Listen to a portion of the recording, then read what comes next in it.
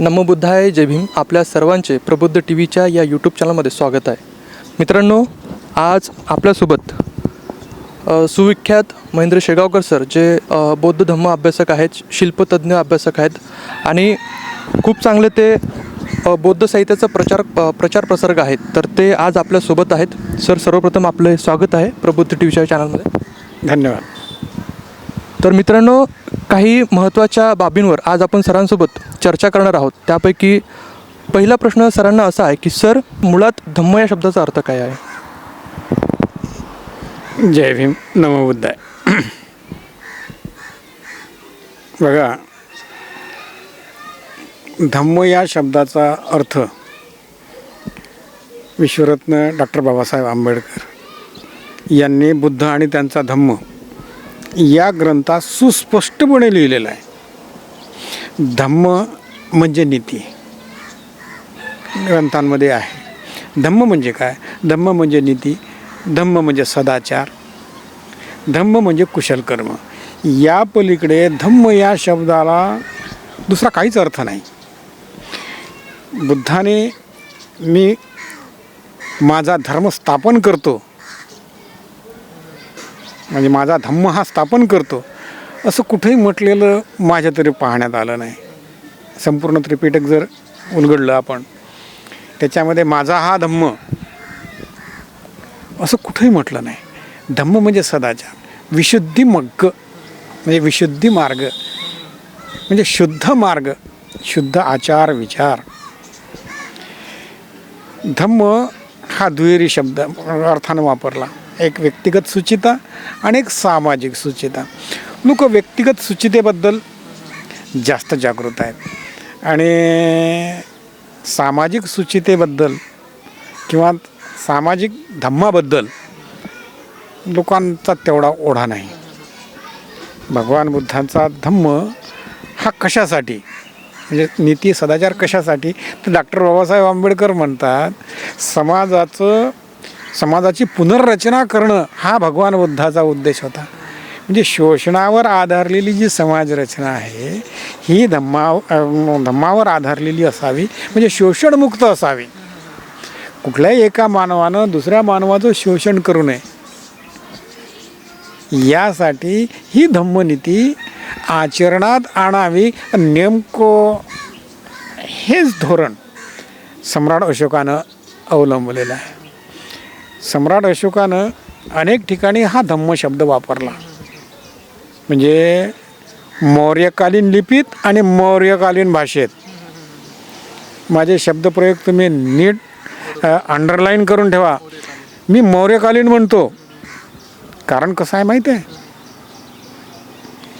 मौर्याच्या काळांच्या अगोदर सुद्धा लिपी होती, त्याच्या अगोदरही लिपी होती, त्याच्याही अगोदर लिपी होती. असं पाठीमागं चालत चालत जर आपण गेलो तर आपल्याला सिंधू कल्चरची लिपी तुम्हाला, मग त्या लिपीला आपण काय म्हणावं? आता त्या लिपीला सिंधू लिपी असं त्या लिपीत म्हटलेलं नाही बघा. मग तुम्हाला असं नवीन संशोधनानुसार, म्हणजे पुरातत्वीय संशोधनानुसार जर तुम्ही गेलेत तर तुम्हाला सम्राट अशोकाच्याही अगोदर त्याच्या आजोबाने लिहिलेला शिलालेख दिसेल की कुठं धान्याची कोठार भरलेली आहेत आणि त्या धान्याच्या कोठारातला उपयोग कुठल्या दुष्काळ निवारणार्थ करावा असं म्हणून जो शिलालेख आहे हा शिलालेख चंद्रगुप्त मौर्यांचा आहे. मग चंद्रगुप्त मौर्यांनी जर श्रमण परंपरेनुसार जैन धर्माकडे त्यांचा जर ओढा असेल तर मग त्या लिपीला काय म्हणावं? मग त्या लिपीला काय म्हणावं? त्यामुळे कोणत्याही लिपीला जे नावं दिलीत ही आजच्या लोकांनी दिली, आजच्या विद्वानांनी दिली, त्यावेळच्या लोकांनी दिलेली नाही. आणि मी या वादात कधीच पडलो नाही. मी सरळ सरळ पुरातत्वीय पुरावे म्हणून, आता किलादी नावाचं ठिकाण आहे जे तामिळनाडूच्या मदुराईजवळ शहर सापडलं. आता या कोरोना काळात त्याचं उत्खनन झालं आणि कोरोना काळात त्यांनी तिथले जे पुरावे आहेत याचं वस्तू संग्रहालयसुद्धा निर्माण करून टाकलं, झटपट करून टाकलं त्याने. कारण ते तामिळनाडूचे लोक या बाबतीत फार जागरूक आहेत. तिथं खापरावर लिहिलेली लिपी सापडली, ती इसवी सन पूर्व 6वे ते 7वे शतक आहे. आणि त्या लिपीचं वैशिष्ट्य असं की ती लिपी दोन्ही लिप्यांना प्रेझेंट करते. कोण्या तर एक सिंधू लिपीतली काही मुळाक्षर आहेत आणि काही मौर्यकालीन मुळाक्षर आहे. मधल्या काळातली लिपी आहे. याच्याही अगोदरची जर लिपी जर सापडली तर आपल्याला हे सुस्पष्टपणे म्हणता येते, आताही म्हणता येते की जी मौर्यकालीन लिपी आहे ती सिंधू लिपीपासून उत्क्रांत झालेली लिपी आहे. हे झालं लिपीच्या बाबतीत. भाषेच्या बाबतीतही तसंच आहे. त्यावेळची भाषा काय होती? भाषा म्हणजे काय हो? भाषा म्हणजे काय तर आपण जे ध्वनी काढतो, शब्दबद्ध जे शब्द काढतो त्याला ध्वनिचिन्ह म्हणावं किंवा उच्चार चिन्ह म्हणावे. उच्चार चिन्ह हे वेगवेगळ्या भाषेत असतात. आणि ही जी लिपीची आहे तत्कालीन भाषा आहे ही ती कोणती होती याच्याबद्दल आपल्याला काही अजून कळलेलं नाही. सिंधू लिपी वाचता आली नाही, जशी पाहिजे त्या प्रमाणात वाचता आली नाही. काही लोक म्हणतात की बाबा आम्ही वाचतो, पण ते शिलालेख नाही आहेत, ते फक्त अक्षर आहेत. एक शब्द आहे, वाक्य नाही सापडले. आणि जे वाक्य सापडलं तिथं ताम्रपटावर लिहिलेली सिंधू लिपीचा शिलालेख मिळतो आहे आपल्याला. त्याचं वाचन अजून कोणी केलं नाही. का केलं नाही? कारण उत्क्रांत झालेली लिपी आपल्याला कळली नाही. उत्क्रांत झालेली लिपी मौर्य काळात कळली. त्या लिपीपासून ती मुळाक्षरं जी आहेत ही उत्क्रांत होत विकसित होत त्यापर्यंत आले. म्हणून सम्राट अशोकाच्या काळात सम्राट अशोकानं धम्म हा शब्द वापरला. आपण आपल्या मूळ उद्देशाकडे येऊ. धम्म या शब्दाचा अर्थ बाबासाहेबांनी सांगितलं. धम्म म्हणजे सदाचार, धम्म म्हणजे कुशलकर्म, धम्म म्हणजे सज्जनता, सामाजिक सज्जनता आणि व्यक्तिगत स्वच्छता, ह्या दोन्ही गोष्टी आल्या त्याच्यात. तर सम्राट अशोकानं धम्म हा शब्द वापरला. मग धम्म हा शब्द मौर्यकालीन लिपीत आणि तत्कालीन प्राकृत भाषेत तो शब्द वापरला, धम्म. मग सम्राट अशोकानं जेव्हा इतर लिपीमध्ये जेव्हा तो शब्द वापरला तर त्यांनी वापरलेल्या भाषा किती आहेत, लिप्या किती आहेत? भाषा एकच वापरली, ज्याला प्राकृत म्हणतात. इथून तिथून त्यानं प्राकृतच वापरली, पण लिपी मात्र 4 वापरली. हां, एक खारोष्टी लिपी वापरली. ज्या भागात खारोष्टी बोलल्या जाते. आता खारोष्टी या लिपीचा सुद्धा अर्थ आताचा शब्द दिला. खर म्हणजे गाढव. गाढवांच्या पाठीवर लिहिण्यात आलेली म्हणजे गाढवांच्या चामड्यावर चर्मपत्रावर लिहिलेली ती लिपी. आणि ही गांधार प्रदेशात बोलल्या जातात. ते म्हणजे तक्षशिला, गांधार हा जो भाग आहे म्हणजे अफगाणिस्तानचा काही भाग आणि पाकिस्तानचा काही भाग. आणि त्याचबरोबर आपल्या खाली त्याला आपण काय म्हणू, त्याला एक शब्द आहे हो, गुजरातमधला भरूचपर्यंतच्या भागात ही खारोष्टी लिपी वापरत होती. तिला गांधारी लिपी खरं असं नाव आहे. मग काही लोकांनी त्या गाढवावरच्या चामड्यावर लिहिली म्हणून तिला खरोष्टी. आता त्याचा अर्थ असा आहे की गाढवाच्या ओठासारखी लिपी, खरोष्टी म्हणून. हे आपण दिलेलं ना, त्या लिपीत खरोष्टी म्हणा मला असं तिनं कुठेही म्हटलेलं नाही. त्या प्रांतात ती भाषा वापरत होते. खारोष्टीमध्ये त्याने लिहिले. त्याच्यानंतर आरेमाईकमध्ये लिहिलं. आरेमाईक भाषा वेगळी, आरेमाईक भाषा वेगळी आहे, ती तर बिलकुल वरच्या भागात आहे. त्याच्यानंतर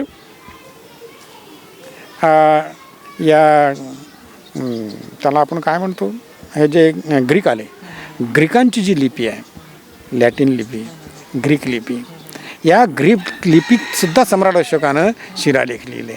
मग तिथं ग्रीक लिपीत शिलालेख लिहिताना ग्रीक भाषेतील शब्द त्यांनी वापरला धम्माला. कोणता शब्द आहे तो? याचा जर तुम्ही अभ्यास केला तर सम्राट अशोकाला धम्म या शब्दाचा अर्थ बिलकुल माहिती आहे. आता त्यानं काय लिहिलं, धम्म हा शब्द न वापरता युसेबेहिया हा शब्द वापरला. युसेबेहिया. युसेबेहिया या शब्दाचा अर्थ त्यांच्या ग्रीक लिपीमध्ये काय होतो? नैसर्गिक सदाचार. कारण तिथं रिलिजनला वेगळा शब्द आहे. रिलिजनला थिस्क्रिया हा शब्द आहे. सम्राट अशोकाने थिस्क्रिया हा शब्द वापरला नाही. कारण थिस्क्रिया म्हणजे काय तर देवावर म्हणजे कुठंतरी गृहीतक धरायचं, परमेश्वर गृहीत धरायचा आणि त्याच्या आधारानं जी आचारसंहिता निर्माण झाली तिला म्हणायचं थिस्क्रिया. युसेबेहिया म्हणजे नैसर्गिक सदाचार. धम्म या शब्दाचा अर्थ जर नैसर्गिक सदाचार म्हणून युसेबेहिया म्हणून जर त्यांनी सम्राट अशोकानं जर वापरला असेल तर सम्राट अशोकाला धम्म या शब्दाचा अर्थ समजला. आणि जो बाबासाहेबाला समजला, तुम्हाला समजला काय तर तुम्ही तर सकाळलाही धम्म म्हणता, ही माझी धर्मपत्नी आहे असंही म्हणता, तर काही लोक धर्मपत्नी न म्हणता माझी धम्मपत्नी आहे. या शब्दाचा अर्थ आणि लिपीलाही तो शब्द वापरावा का न वापरावा याच्यावर मंथन करावं लागते. सार्वमत घ्यावं लागेल. मंथन करून सार्वमत घ्यावं लागेल. विद्वान काय करतात? आपलंच म्हणणं मांडण्याचा प्रयत्न करतात. तर तसं न होता अगोदर मंथन करा. जनतेला काय पटलं, व्यवहार्य आहे न आहे, त्याचा समदूर असा प्रचार झाला पाहिजे. त्यामुळे मी त्याच्यातून सुमध्य काढलेलं आहे की तत्कालीन लिपी कोणाच्या काळातला शिलालेख आहे? सम्राट, तर मौर्यकालीन लिपी. कोणाच्या काळातला शिलालेख आहे? गुप्तांच्या, तर मग गुप्तकालीन लिपी आणि गुप्तकालीन भाषा. असे शब्दप्रयोग जर सातवाहनकालीन असेल तर सातवाहनकालीन लिपी आणि सातवाहनकालीन भाषा अशा पद्धतीचा वापर मी करतो. त्यामुळे धम्म या शब्दाचा अर्थ मी मानत असलेल्या 2 महापुरुषांनी जो सांगितला की जो भगवान बुद्धाला अभिप्रेत आहे, या दोन्ही महापुरुषांना म्हणजे डॉक्टर बाबासाहेब आंबेडकर आणि प्राचीन काळामध्ये सम्राट अशोक यांनी जो शब्द वापरला तो शब्दप्रयोग मी उपयोगात आणतो आणि तोच अर्थ माझ्या दृष्टिकोनातून योग्य आहे. आता तुम्हाला याच्यातलं काय घ्यायचं याचं स्वातंत्र्य तुम्हालाच आहे. काय घ्यायचं तुम्ही घ्या. आणि त्यामुळे सर आपला वेळसुद्धा जाणार नाही की याला काय म्हणावं आणि काय नाही. आणि त्यासोबतच आपली जी मुवमेंट आहे, चळवळ आहे, जी धम्म जास्तीत जास्त प्रचार प्रसार करण्याची, तीसुद्धा तिथं खंडित होत आहे. त्यामुळे तुम्ही जो काढलेला मध्यमार्ग जो आहे तो अतिशय आपल्या चळवळीला पोषक ठरणार आहे. आणि आपण या धारणामागे न लागता मुळात धम्म काय हा प्रचार प्रसाराला चालना दिली पाहिजे. तर मित्रांनो, या ठिकाणी आपण पाहिलं की धम्म म्हणजे काय आणि त्यासोबतच ज्या प्रकारे सम्राट अशोकांचे शिलालेख आपल्या 4 भाषेमध्ये आहेत आणि त्या 4 भाषा वेगवेगळ्या आहेत किंवा लिप्या आहेत, भाषा एकच आहे आणि लिपी 4 आहेत. तर त्याचंसुद्धा इथेच आपण बघितलं. आणि सोबतच धम्म या शब्दाचा मूळ अर्थ काय होता, जो बाबासाहेबांनी आणि बुद्धांना अभिप्रेत होता, जो सम्राट अशोकांना अभिप्रेत होता, तो सुद्धा सरांनी सांगितलेला आहे. तर सर, यासोबतच तुम्हाला आणखी एक प्रश्न विचारायचा आहे. मित्रांनो, सर जे आहेत ते मोठे महाराष्ट्रामध्ये सुप्रसिद्ध असे शिल्प अभ्यासक आहेत. त्यासोबतच जे स्तंभ आहेत, आपले जे स्तूप आहेत, त्याचेसुद्धा सर एक चांगले अभ्यासक आहेत आणि महाराष्ट्रामध्ये संपूर्ण महाराष्ट्रामध्ये त्यांचं नाव आहे. तर त्यासंबंधित सर तुम्हाला एक प्रश्न आहे की सम्राट अशोकांनी 84,000 स्तूप किंवा स्कंद बांधलेले म्हणतात, स्तंभ आणि शिलालेखसुद्धा कोरलेले आहेत. तर त्यांना अशी कल्पना आली नाही का की आपण तथागत गौतम बुद्धाची एखादी प्रतिमा वगैरे बनवावी म्हणून? बघा, सम्राट अशोकाच्या संदर्भात त्यांनी लिहिलेले शिलालेख, दानलेख वगैरे वगैरे या सगळ्या बाबी आपण अभ्यासतो. काही गोष्टी नव्यानं मिळतात, काही गोष्टी इंग्रजाच्या काळात मिळाल्या, बऱ्याचशा गोष्टी नष्टही झाल्या. त्यामुळे सम्राट अशोकाचे शिलालेख 14 शिलालेख जे काही आहेत त्याच्या व्यतिरिक्त आणखीन काही शिलालेख होते का नाही याच्याबद्दल आपण अजून साशंक आहोत. असतील, निश्चितच असतील. संपूर्ण परिसरात सम्राट अशोकाचे शिलालेख असावेत. सम्राट अशोकाने 84,000 स्तूप बांधलेत, निर्माण केलेत. ही जे वाक्य आपण उच्चारतो याचं उच्चारण करताना सम्राट अशोकाच्या शिलालेखात याच्याबद्दल काही पुरावा मिळतोय काय याचा जर शोध घेतला तर त्याने आतापर्यंत सापडलेल्या शिलालेखात 84,000 शिलालेखाचा उल्लेख मला कुठेही मिळालेला नाही. अनेक विद्वान याच्यावर अभ्यास करतात. त्यांनाही कुठं मिळाला असेल तर ते शेअर करतील ते ज्ञान. माझ्या माहितीप्रमाणे सम्राट अशोकांच्या शिलालेख आपला स्तूप निर्माण करतानाची एक आर्थिक नीती होती. कोणती आर्थिक नीती होती की ज्या शहरांचा महसूल त्या काळात 1,000 रुपये आहे त्या गावात स्तूप निर्माण करण्यात यावा. त्याचा खर्च त्या महसुलातून करण्यात यावा. मग त्या काळात किती नगरं होती? काही नगरं सीमेबाहेरची होती, काही देशाबाहेरची होती. मग त्याही ठिकाणी जर सम्राट अशोकाला स्तूप निर्माण करायचे असतील तिथल्या लोकांना, तर मग तिथल्यासाठीचं काय नीती होती? तिथल्यासाठी सम्राट अशोकाने स्वतःच्या तिजोरीतून काही पैसा खर्च केला असेल, केला आहे असे अनेक लोक सांगतात. काही चीनमध्ये आहेत, काही कोरियामध्ये आहेत, काही अशा अनेक ठिकाणी असू शकतात की ज्याचं उत्खनन हळूहळू होते. तर हे करत असताना तुम्हाला तुमचं म्हणणं असं होतं की बा सम्राट अशोकाने बुद्धमूर्ती का निर्माण केला नाही? कारण सम्राट अशोकाच्या काळात बुद्धमूर्ती निर्माण करण्याचं जे तंत्र होतं, म्हणजे मानवी शरीराचं तंत्र जे होतं ते अस्तित्वात होतं, परंतु बुद्धाला मूर्तीमध्ये करताना दगडामध्ये बुद्ध कसा काय निर्माण करावा याबद्दल त्यावेळच्या लोकांचं असं आग्रह होता की बुद्धाला मूर्तीमध्ये कॅप्चर करता येत नाही, मांडता येत नाही, सृजनत्व करता येत नाही. कारण बुद्ध हा गुण आहे. बुद्ध काय आहे? हा गुण आहे, तो सदाचार आहे. तो दगडात मांडायचाच कसा? हा महत्त्वाचा असणारा प्रॉब्लेम होता. मग काय केलं? त्याच्यावर पर्याय होता की बुद्ध प्रतीकं तयार करायची. बुद्धाचं प्रतीक तयार केलं पाहिजे. आणि म्हणून मौर्य काळात शिल्पकारांनी फक्त बुद्ध प्रतीकं निर्माण केले, बुद्ध नाही. कारण बुद्धाला त्यांच्या गुणासह,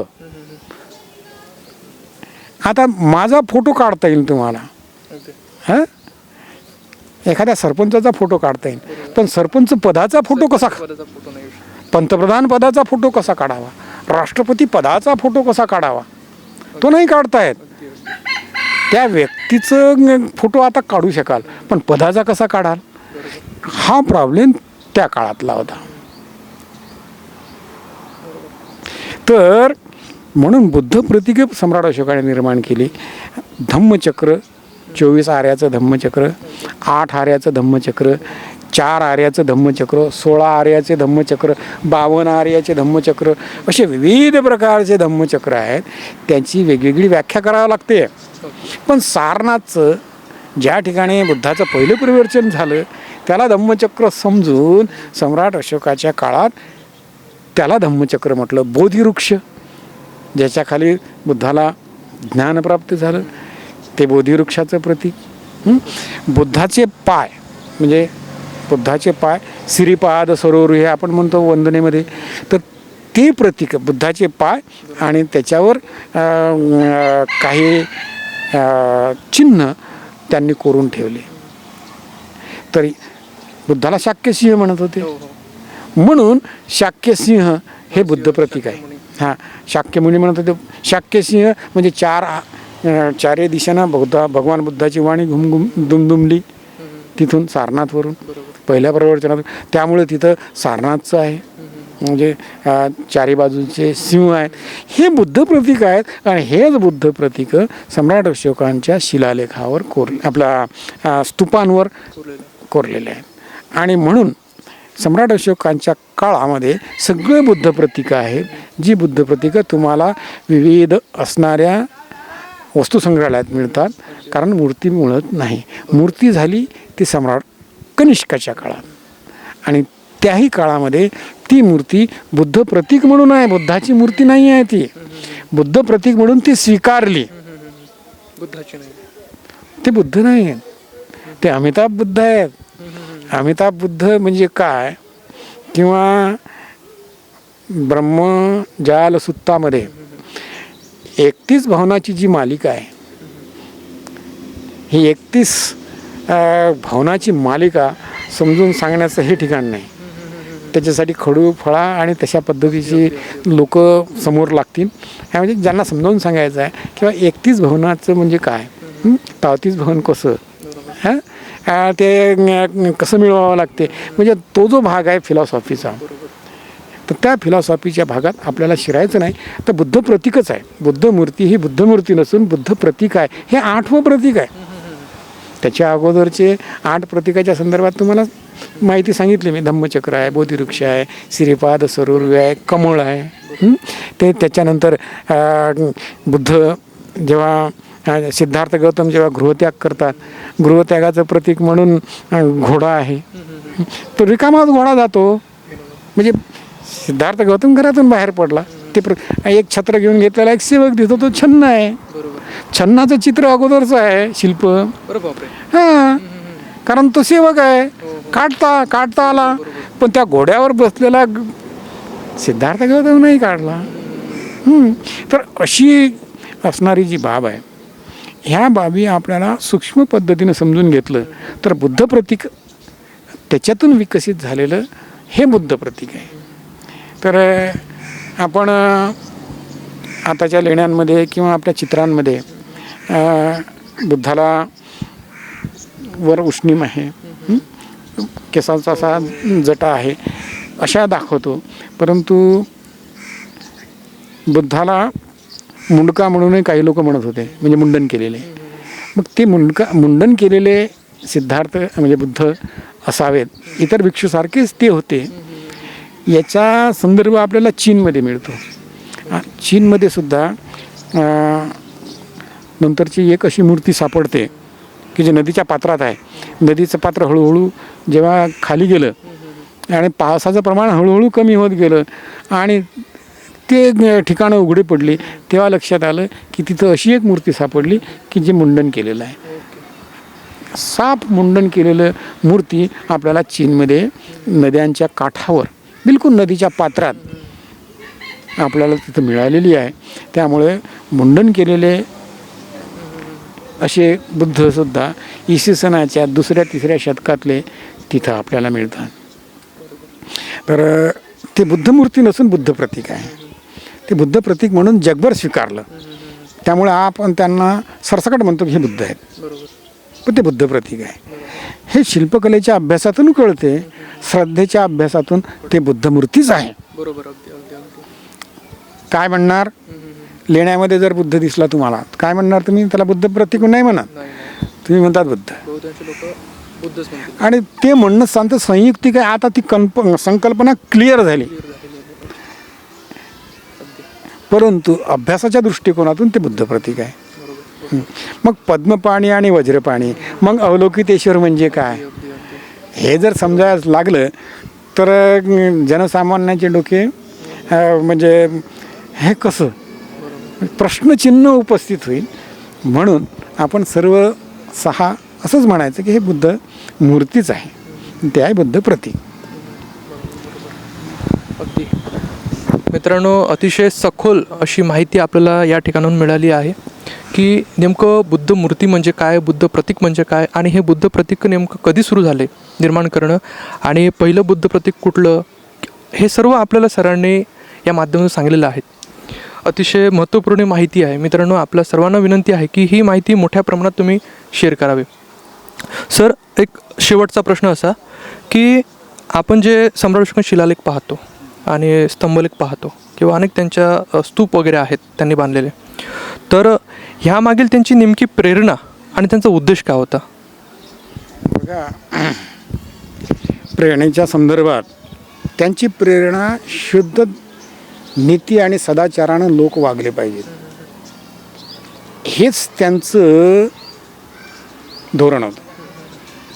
त्यांची प्रेरणा बुद्धच, परंतु ती प्रेरणा प्रत्यक्षात अंमलबजावणी करताना त्यांनी जे स्तंभ निर्माण केले, मग असा स्तंभ अगोदर भारतात होतं का,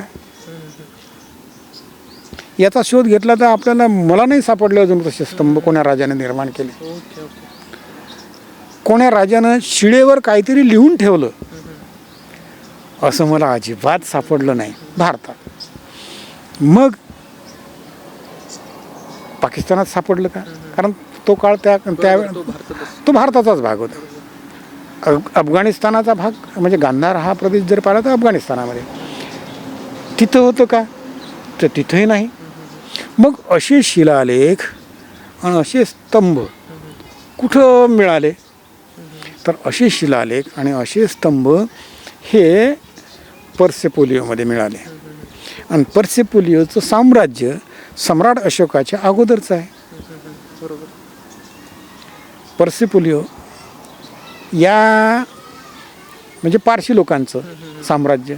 पर्सेपोलिओ म्हणजे पारशी लोकांचं, पर्शियन लोक. पर्शियन लोक म्हणजे कोण? तर इराणचाच तो भाग आहे.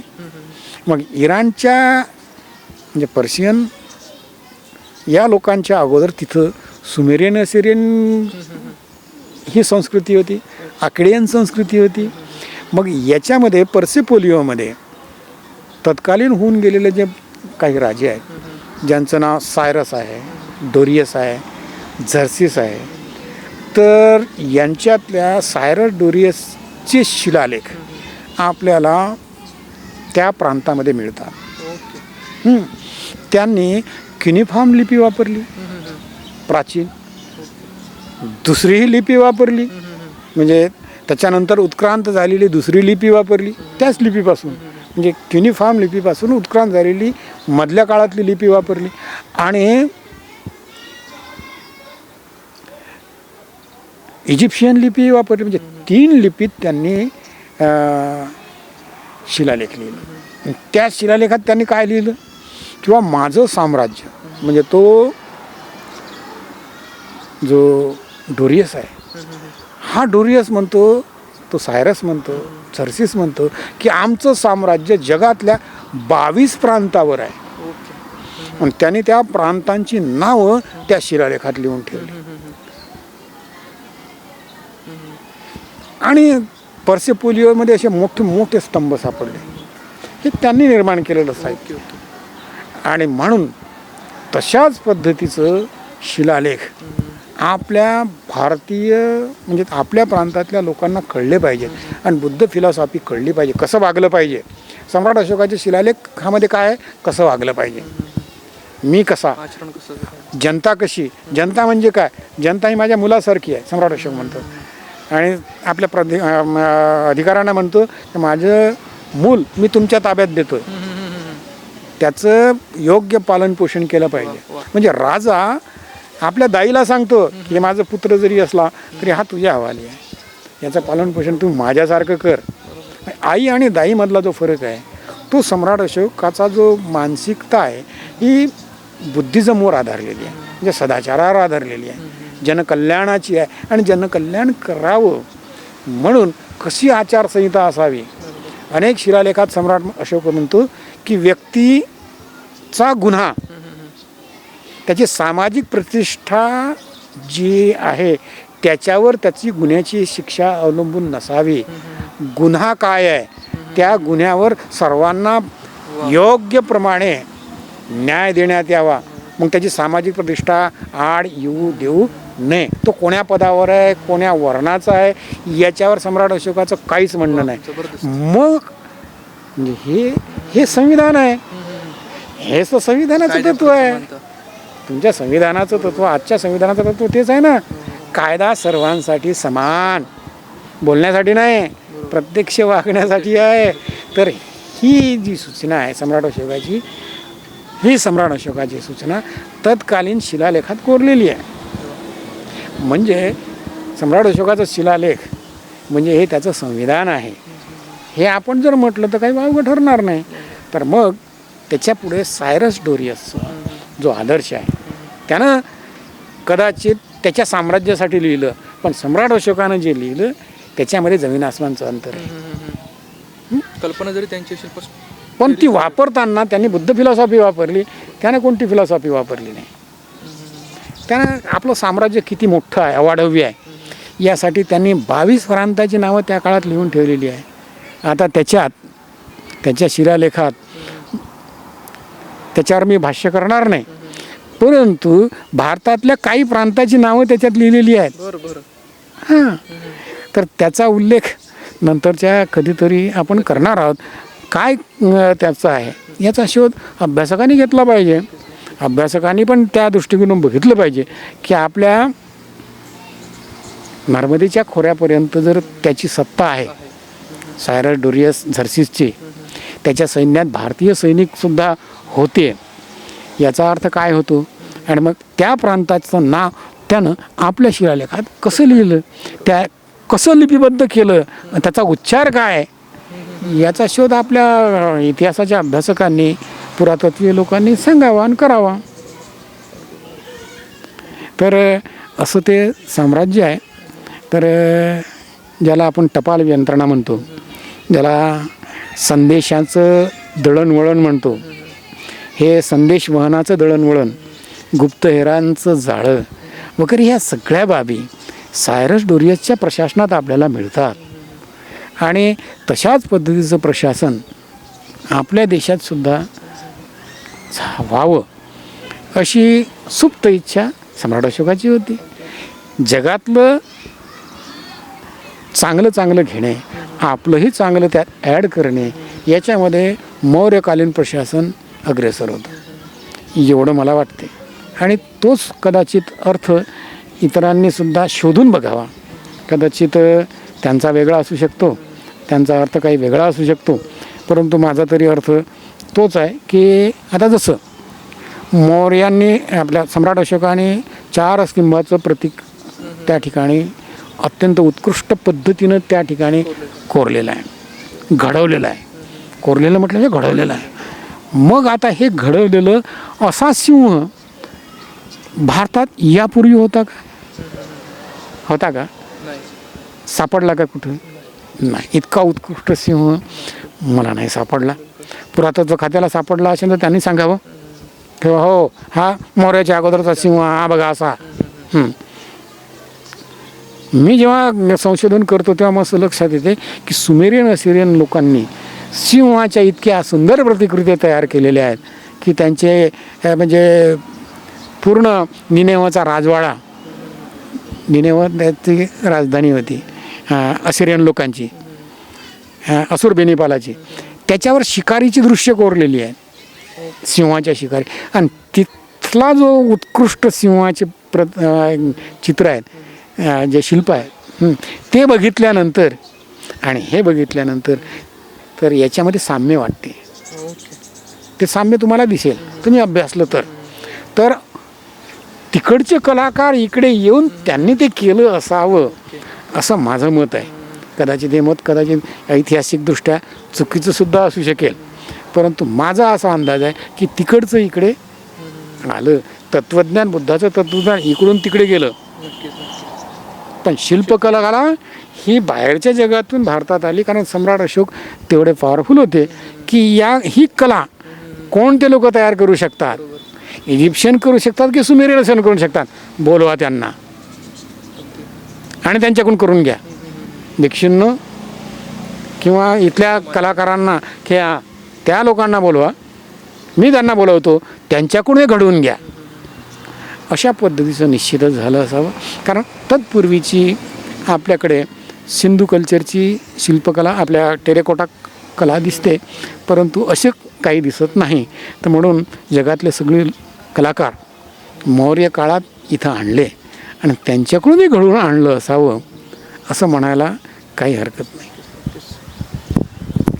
तर अतिशय महत्त्वपूर्ण माहिती या प्रश्नातून सुद्धा आपल्याला मिळालेली आहे की कशा प्रकारे सम्राट अशोकांनी भारतामध्ये शिलालेख, स्तंभलेख, स्तूप आणि जे अशोक स्तंभ आपल्याला बघायला मिळतात, हे कशा प्रकारे कोरण्याची सुरुवात झाली, त्याचा मागील उद्देश काय होता, प्रेरणा काय होती आणि ती शिल्पकला कुठून आपल्या देशामध्ये आली, याचं विस्तृत अशी माहिती सरांनी आपल्याला दिलेली आहे. तर सर, प्रबुद्ध टी व्हीच्या वतीने आपले खूप खूप आभार. आपले जे व्ह्युअर्स आहेत त्यांच्यातर्फे सुद्धा आपले आभार. आणि यासोबतच जे लोक आपल्याला या व्हिडिओच्या माध्यमातून बघत आहेत त्यांचंसुद्धा आभार.